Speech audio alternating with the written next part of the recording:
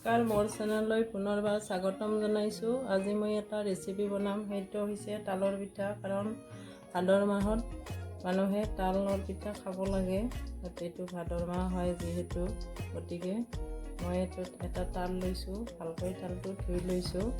এতিয়া মই এনেধৰণে বাকলিটো ইয়াৰ পৰা গুচাই ল'ম।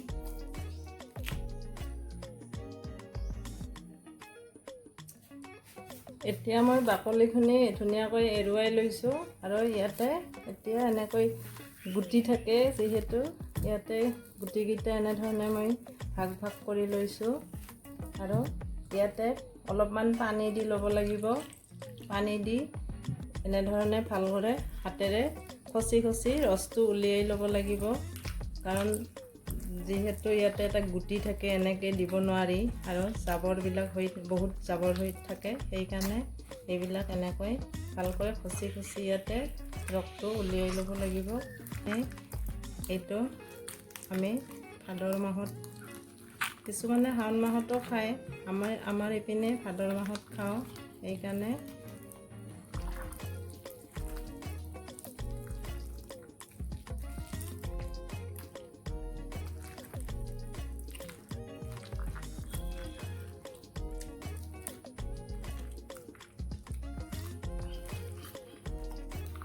ৰসটো ধুনীয়া হয়। এনেধৰণে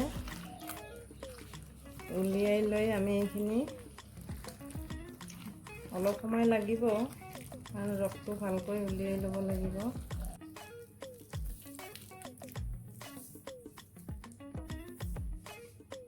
ইয়াতে মই অকণমান আৰু পানী দি লৈছোঁ।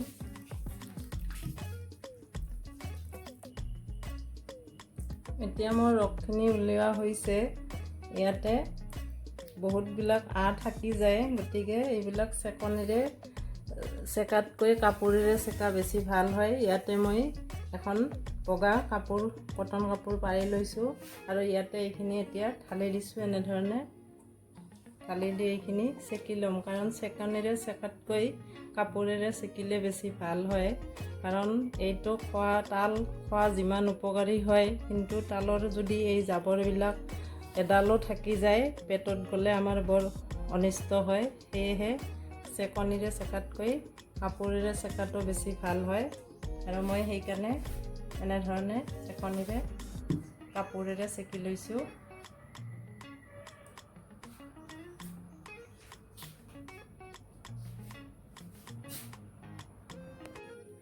এতিয়া মোৰ তালৰ ৰসখিনি ৰেডি হৈছে আৰু তালৰ পিঠা বনাবলৈ মই চাউলৰ গুড়া লৈছোঁ।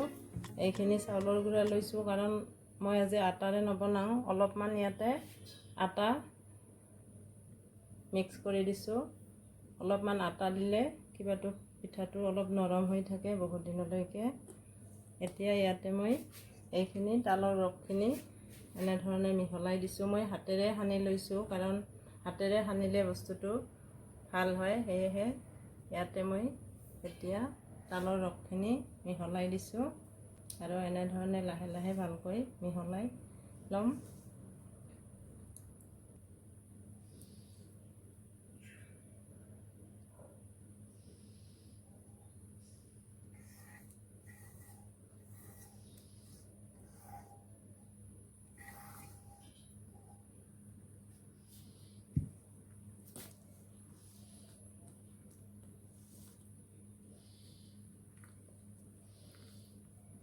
চেকি লৈছোঁ গুড়খিনি, ইয়াতে এইবাৰ গুড়খিনিও দি দিম আৰু অলপ অলপকৈ দি থাকিব লাগিব আৰু এনেকৈ মানে ভালকৈ মিহলাই থাকিম।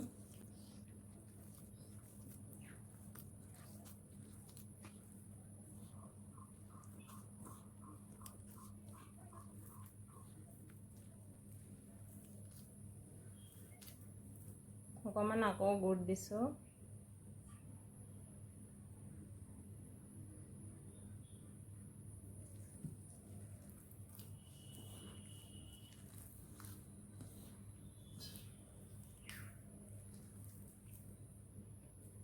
এইবাৰ অলপমান ইয়াতে মই পানী দি লৈছোঁ।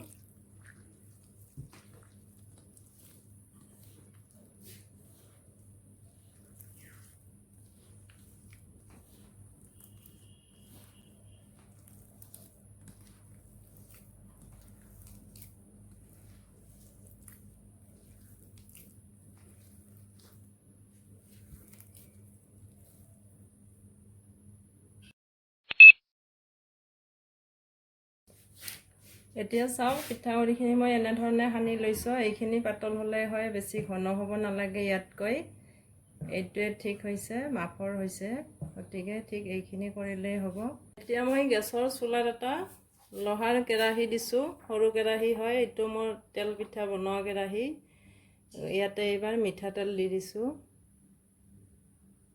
অলপ দি লৈছোঁ, পিছত লাগিলে আকৌ দিব পাৰিম। প্ৰথমতে মই অলপে দি লৈছোঁ।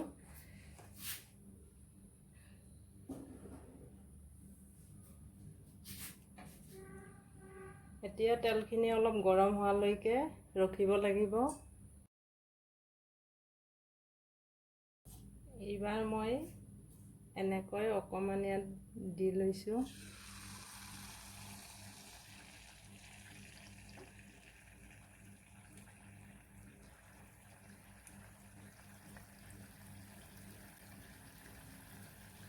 এতিয়া মই এডাল শলাৰে এনেকৈ প্ৰথমৰখন অকণমান তলিত লাগি যায়, অকণমান মই এনেধৰণে উঠাই দিছোঁ।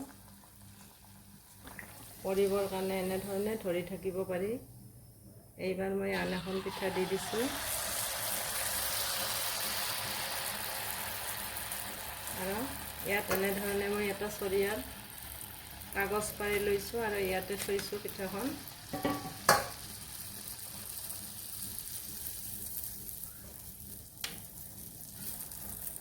এইবাৰ আকৌ এখন দি দিছোঁ।